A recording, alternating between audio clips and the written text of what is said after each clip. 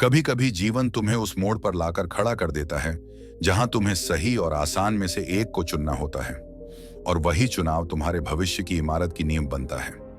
सुबह के 5 बजे थे। शहर की गहमा गहमी से दूर एक छोटा सा गांव पावनपुर अपने आप में सोया हुआ था। लेकिन गांव के बीचों बीच स्थित एक टूटी फूटी सी झोपड़ी में एक लड़का जाग चुका था। उसका नाम था आदित्य। आदित्य की उम्र महज 16 साल थी, लेकिन आंखों में वो आग थी जो जिंदगी के थपेड़ों से जूझने वालों में होती है। उसकी मां पिछले साल बीमारी से चल बसी थी, और उसके पिता, जो कभी एक ईमानदार स्कूल शिक्षक थे, अब शराब के नशे में अपनी पहचान खो चुके थे। आज आदित्य ने एक बड़ा फैसला लिया था। वो अपने गांव से शहर जाएगा। नहीं, भागेगा नहीं, बल्कि अपने सपनों के पीछे जाएगा ताकि अपने हालात को बदल सके। लेकिन जैसे ही वो अपने पुराने बस्ते में 2 जोड़ी कपड़े डाल रहा था, दरवाजे पर जोर की दस्तक हुई। आदित्य, जल्दी दरवाजा खोल, आवाज थी उसके पड़ोसी रमेश काका की। दरवाजा खोला गया और काका की आंखों में डर साफ दिख रहा था। तेरे पिताजी वो नदी किनारे बेसुध पड़े हैं शायद। आदित्य का शरीर कांप उठा। अभी कुछ घंटे पहले ही तो उसने उन्हें खाना दिया था। वह दौड़ा, बिना चप्पल पहने ठंडी मिट्टी पर भागता हुआ। नदी के किनारे उसका पिता पड़ा था। सांस चल रही थी, लेकिन बहुत धीमी। आंखें बंद थीं, होंठ नीले पड़ चुके थे। पास में एक बोतल गिरी हुई थी और हाथ में एक पुराना लिफाफा। आदित्य ने कांपते हाथों से लिफाफा खोला। उसमें एक चिट्ठी थी जो उसके पिता ने मरने से पहले लिखी थी। आदित्य, अगर तू ये पढ़ रहा है तो शायद मेरी सांसें अब गिनती की हों। मैं तुझसे एक सच्चाई छुपा रहा था। तेरी मां की मौत एक हादसा नहीं थी, उसे किसी ने मारा था। आदित्य के हाथ में वो चिट्ठी अब भी कांप रही थी। उसके पिता की सांसें धीरे धीरे कमजोर पड़ रही थीं, लेकिन अस्पताल तक पहुंचाने के पैसे नहीं थे। गांव में ना कोई डॉक्टर था, ना एम्बुलेंस। रमेश काका बोले, तू यहीं रुका रह, मैं कुछ मदद लाता हूं। आदित्य ने अपने पिता का सिर गोद में रखा। उस चिट्ठी में जो लिखा था वह उसके होश उड़ाने के लिए काफी था। तेरी मां की मौत एक हादसा नहीं थी, उसे किसी ने मारा था। और उस रात जो तूने रोशनी में एक परछाई देखी थी, वो कोई भ्रम नहीं था। पर कौन? आदित्य के मन में सवाल गूंजा। तभी उसके पिता की आंख खुली, होंठ बमुश्किल हिले। भैरव, मंदिर के पीछे, काले कपड़े, सतर्क रहना, इतना कहकर उनकी आंखें फिर से बंद हो गईं। कहानी अब 2 मोर्चों पर आगे बढ़ रही थी। एक, पिता की जान बचाना, दूसरा, मां की मौत का सच जानना। आदित्य ने एक निर्णय लिया। वो अब भागेगा नहीं, लड़ेगा। पावनपुर गांव जितना शांत दिखता था, उतना ही डरावना था उसका इतिहास। कई साल पहले मंदिर के पुजारी ने रहस्यमयी हालात में आत्महत्या की थी। उसके बाद से मंदिर के पीछे कोई नहीं जाता था, लेकिन आदित्य को अब वहीं जाना था। रात के 2 बजे वह चुपचाप उठकर मंदिर की ओर चल पड़ा। रास्ता सुनसान था।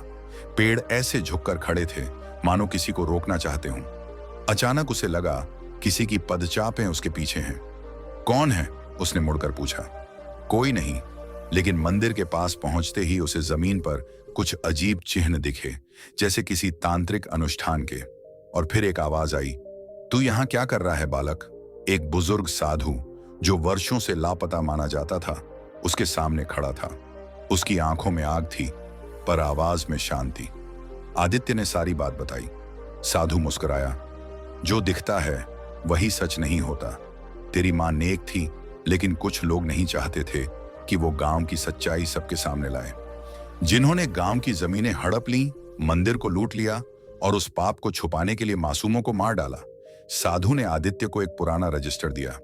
उसमें गांव की जमीनों का सच्चा रिकॉर्ड था, जिसमें आदित्य की मां का नाम भी था बतौर गवाह। ये रजिस्टर तुझे शहर के डीएम ऑफिस तक पहुंचाना होगा, लेकिन याद रख, रास्ते में तेरी परीक्षा होगी। लोग तुझे डराएंगे, लालच देंगे, लेकिन तुझे अपने निर्णय पर अडिग रहना होगा। आदित्य ने कसकर रजिस्टर को पकड़ा। मैं मां की सच्चाई दुनिया के सामने लाकर रहूंगा, चाहे जो भी कीमत चुकानी पड़े। रात का अंधेरा अभी पूरी तरह छटा नहीं था, पर आदित्य की आंखों में एक नई सुबह जाग चुकी थी। उसके कंधे पर अब 2 जिम्मेदारियां थीं, अपने पिता की जिंदगी और अपनी मां की सच्चाई। साधु बाबा ने उसे समझाया था कि रजिस्टर डीएम ऑफिस तक पहुंचाना बहुत जरूरी है, क्योंकि वही कानूनी सबूत है जिससे गांव के भ्रष्टाचारियों को बेनकाब किया जा सकता है। लेकिन वह सफर आसान नहीं होने वाला था। 5 किलोमीटर दूर रेलवे स्टेशन था जहां से वह शहर की ट्रेन पकड़ सकता था, लेकिन अभी वह एक गांव से निकल नहीं पाया था और उसकी पीठ पीछे लोग जाग चुके थे। जब वह गांव के बाहर पहुंचा तो उसे एक पुराना दोस्त मिला, मनोज। अरे आदित्य, कहां जा रहा है? मनोज ने पूछा।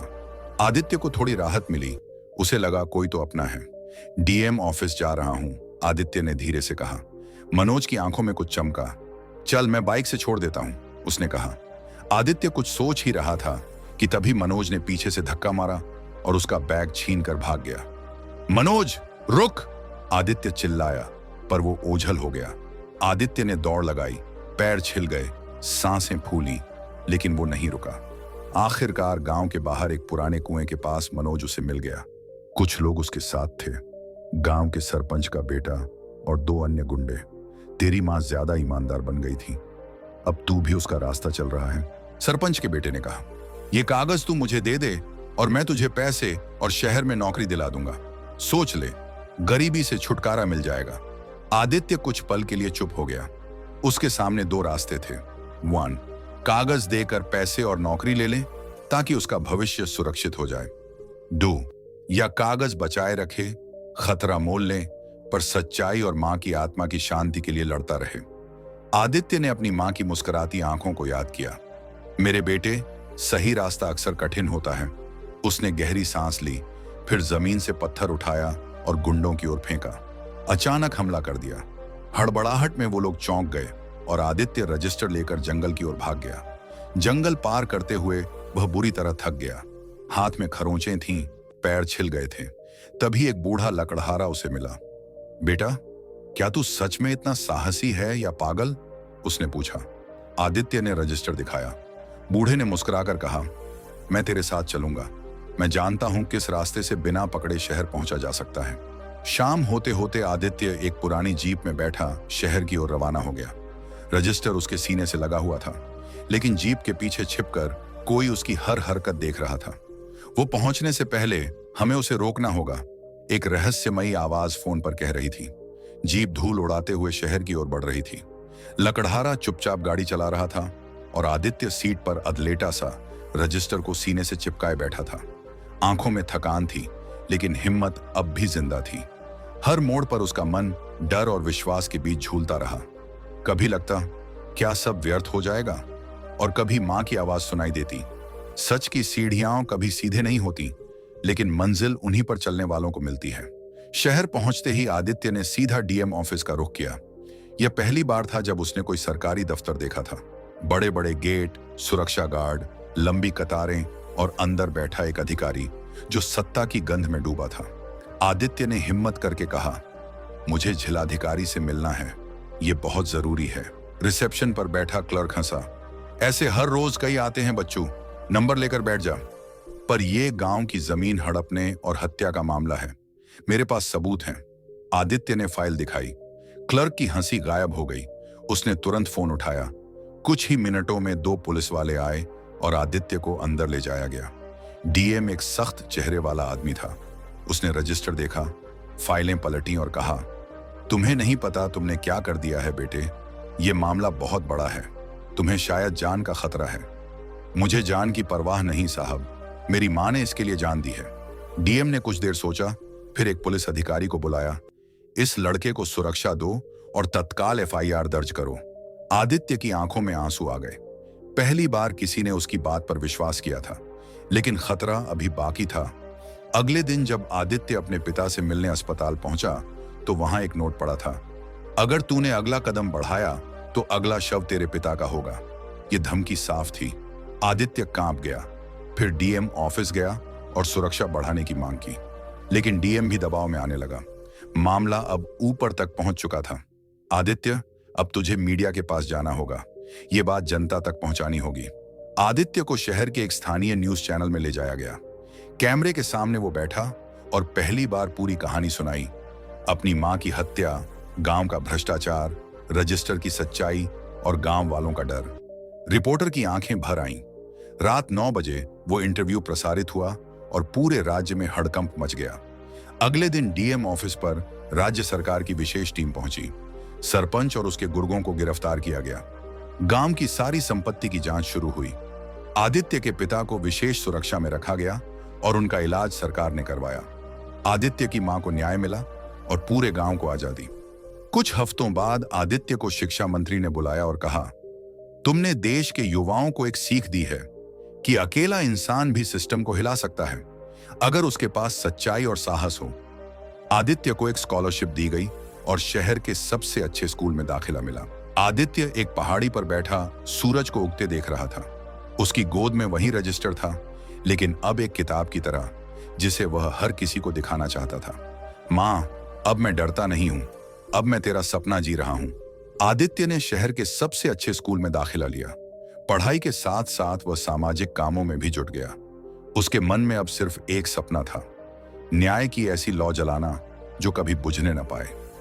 आदित्य ने देखा कि उसके गांव की तरह ही कई छोटे छोटे गांव और कस्बे भी भ्रष्टाचार, अमानवीय अत्याचार और गरीबी की आग में जल रहे थे। उसने एक गैर सरकारी संगठन एनजीओ की स्थापना की, जिसका मकसद था गरीब बच्चों को शिक्षा देना, भ्रष्टाचार के खिलाफ जागरूकता फैलाना, गरीबों के लिए कानूनी मदद मुहैया कराना।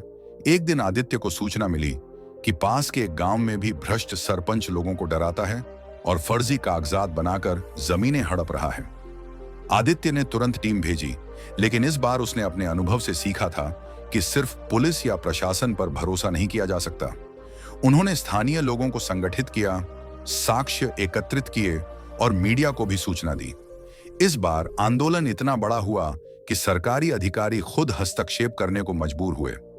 सफलताओं के बीच आदित्य को खुद से भी जूझना पड़ा। कई बार धोखा, अकेलापन और निराशा उसके रास्ते में आई, लेकिन उसने अपनी मां की कही बात याद रखी, सच्चाई की राह पर चलते हुए कभी हार मत मानना बेटा, क्योंकि अंधेरा जितना भी घना हो, सवेरा उसी से होता है। आदित्य ने गांव के बच्चों के लिए मुफ्त कोचिंग सेंटर खोला ताकि वे भी बड़े होकर अपने गांव और देश की सेवा कर सकें। उसने उन्हें बताया कि शिक्षा और नैतिकता ही सबसे बड़ी शक्ति है। एक शाम आदित्य गांव की पंचायत में खड़ा था। उसके आसपास बच्चे, युवा, बुजुर्ग और गांव वाले खड़े थे। वह बोल रहा था, हम अकेले नहीं हैं। जब हम साथ होते हैं तो कोई भी ताकत हमें हरा नहीं सकती। यही है हमारी असली ताकत, सच्चाई, साहस और एक दूसरे का साथ। लोग तालियां बजाने लगे। उस दिन से पावनपुर गांव का नाम सिर्फ एक गांव नहीं रहा, बल्कि एक मिसाल बन गया। सच्चाई और नैतिकता के बिना कोई जीत स्थायी नहीं होती। कठिनाइयां और संघर्ष इंसान को मजबूत बनाते हैं। छोटा कदम भी बड़े बदलाव की शुरुआत हो सकता है। हम सबके अंदर वह शक्ति है जो दुनिया बदल सकती है।